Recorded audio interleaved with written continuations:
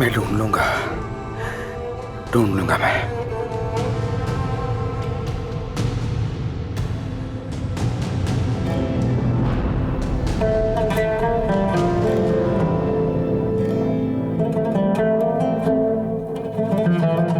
इसे जल्दी जल्दी खत्म करो, और भी काम है हमारे पास, समझे?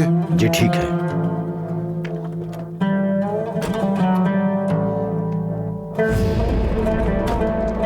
अस्सलाम वालेकुम जनाब, अदनान दिमिर का।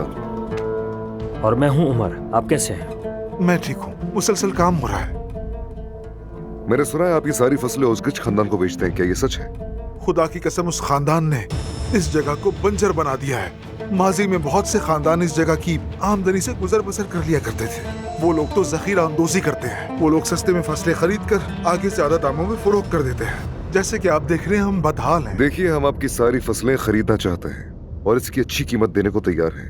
आसपास के तमाम किसानों को बता दीजिए कि हम सब कुछ खरीदना चाहते हैं।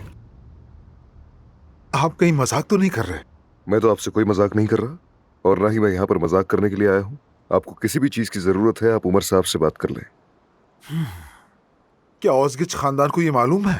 मैं मुसीबत में नहीं पड़ना चाहता। उनसे ताल्लुकात खराब करना अच्छी बात नहीं। वो 3 सालों से कीमतें कम कर रहे हैं, लेकिन हम कुछ नहीं कर पा रहे क्योंकि वो खतरनाक लोग हैं। देखिए, आप फिक्र मत करें, हम आपकी हिमायत करेंगे।